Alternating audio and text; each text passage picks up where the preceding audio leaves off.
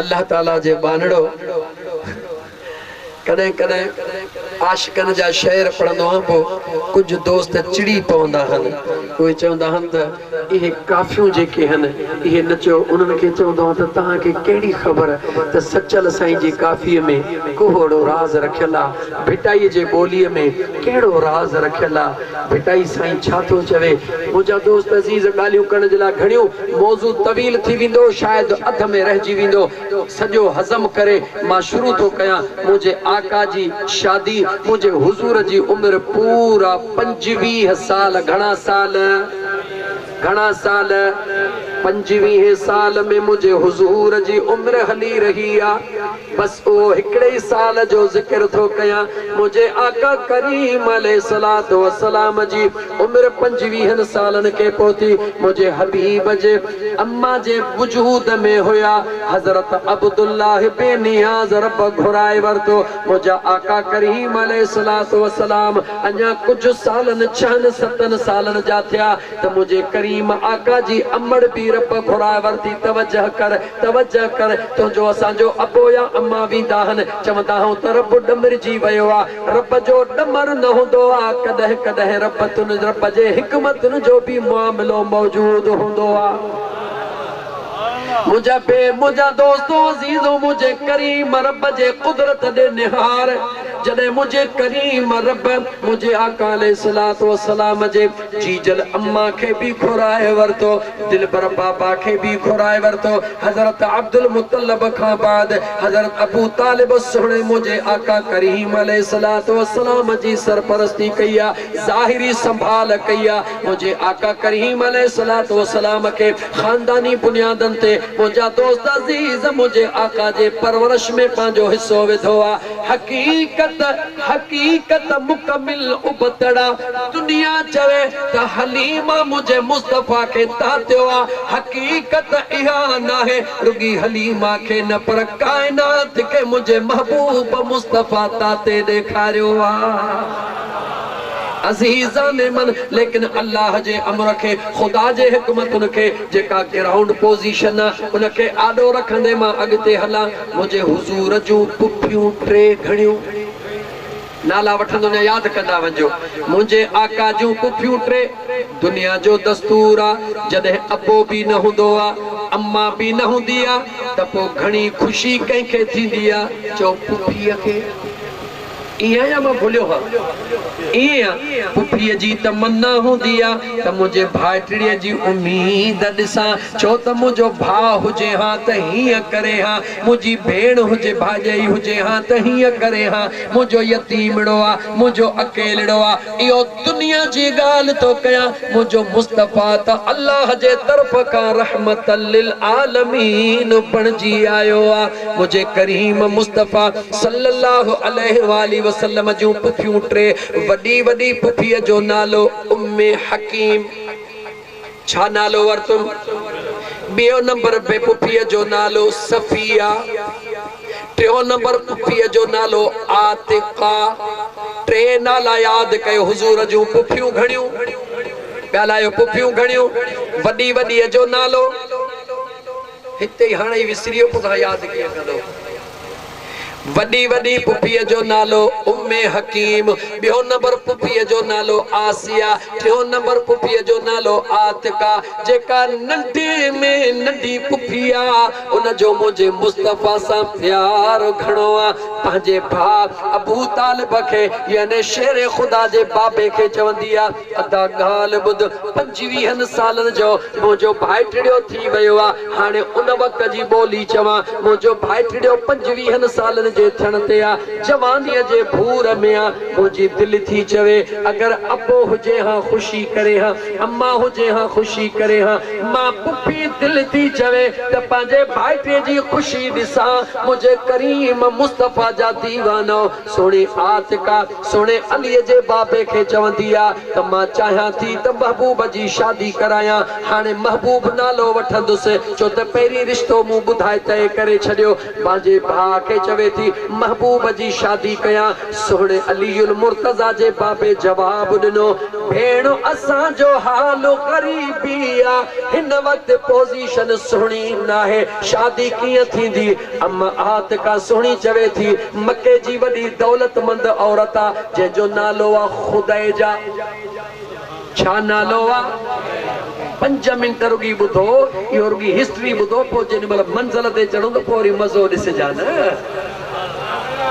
अजीज़ाने मल मक्के जे ताज वडी ताजर औरत जो नालो उन वक्त जे लिहाज का चवा औरत जो नालो आहे खुदैजा जी दौलत एतरी आ जो मक्के जा वडा वडा ताजर अबू जहल अबू लहब सूदा सोनी खुदैजा जो सामान खणी शाम दे वींदा हन आतिका जी बचपन जी दोस्त आ आतिका केरा मुझे हुजूर जी पुफिया चवे थी अदा इजाजत दियो मां पंहिंजे दोस्ताणीअ दे वञा मुंहिंजी सहेली सामान शाम दे मोकली दिया उन वक्त जो तरीको इहो हुंदो हुयो हिकड़े माण्हूअ खे ब उठ सामान जा लदे ॾिना वेंदा हुया जॾहिं उन उठ मिलंदा हुया सभई काबे जे सहन में अचे गॾु थींदा हुया बीबी खुदैजा ईंदी हुई पंहिंजे मखसूस अंदाज़ सां वेहंदी हुई इशारो ॾींदी हुई काफ़िला निकिरंदा हुया अॻियां चौक हूंदो हुयो सिपह सालार मुक़रर कयो वेंदो हुयो हेॾा अम्मा आतिका सुहिणी निकिती आ खुदैजा पुछण लगी ओ मुंहिंजी सहेली अॼु कीअं अचण थियो आ जवाब थी ॾे ओ मुंहिंजी सहेली मुंहिंजो भाइटियो आ मुंहिंजे आका करीम अलैहिस्सलातु वस्सलाम जो नालो वठां हाणे भाइटे जो लफ़्ज़ न चवंदुमि चवंदी आ त मुंहिंजो महबूब जंहिंजो नालो सुहिणो मुहम्मद करीम सल्लल्लाहु अलैहि वसल्लम उन जे शादीअ जी तयारी आ उन जी शादी कराइणी आ हाल ग़रीबी आ दुनिया के सामान ॾेई शाम ॾे मोकिलींदी आ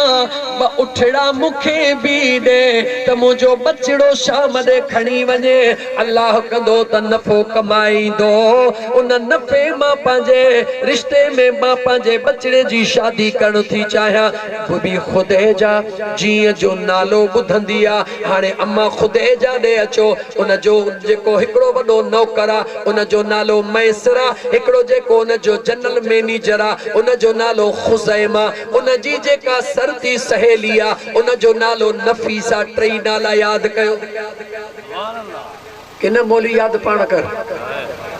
इए न तहांजी मर्जी टई नाला यादि कयो नौकर जो नालो मैसरा मैनेजर जो नालो खुज़ैमा सहेलीअ जो नालो नफीसा नफीसा हमेशा ला गॾु जीअं अम्मा खुदैजतुल कुबरा अम्मा आतिका जे वात मां महबूब जो इस्म ॿुधो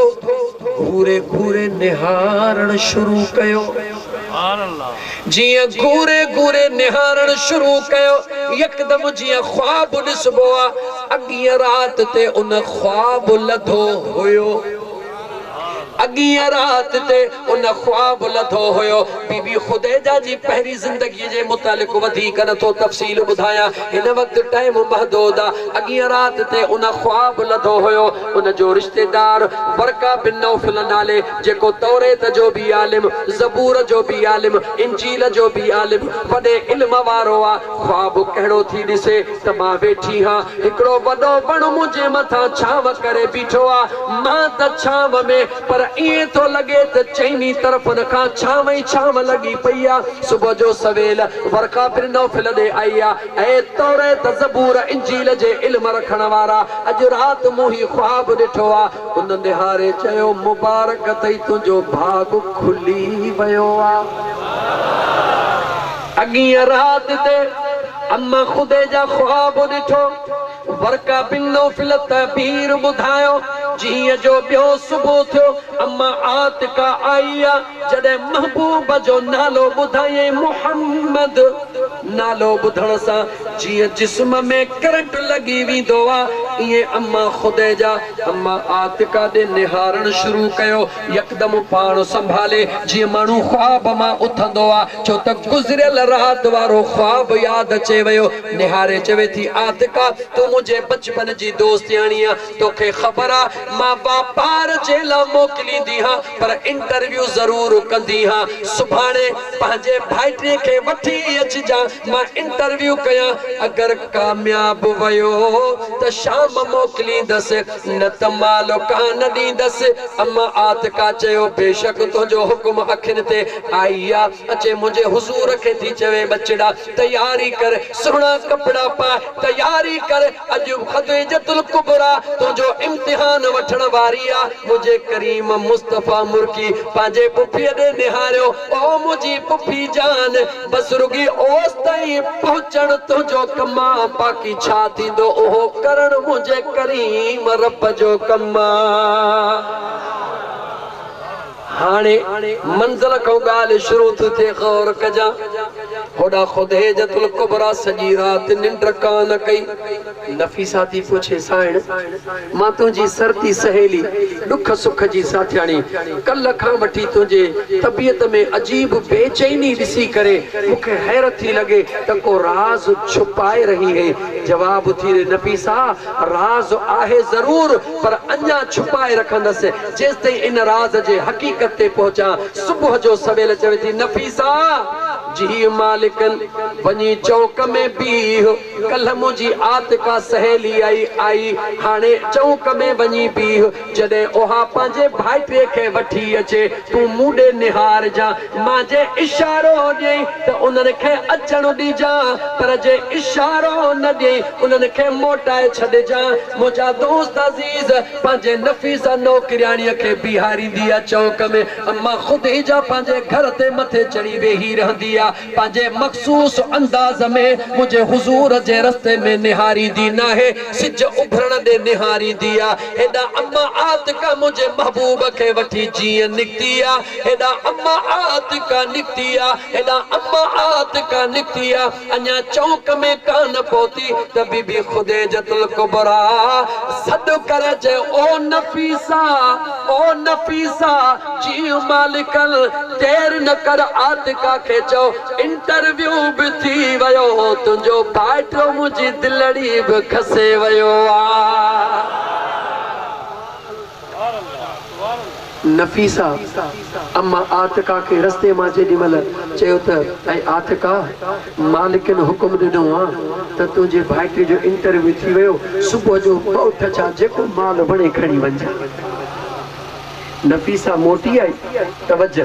नफीसा मोटी चवी थी मालिकन अम्मा खुदीजतुल कुबरा के थे मालिकन जिंदगी तो सा गड गुजारी थम कदे भी इहा तबियत न दिठी थम राज छाहे तवज्जो कजा हाने नफीसा के जवाब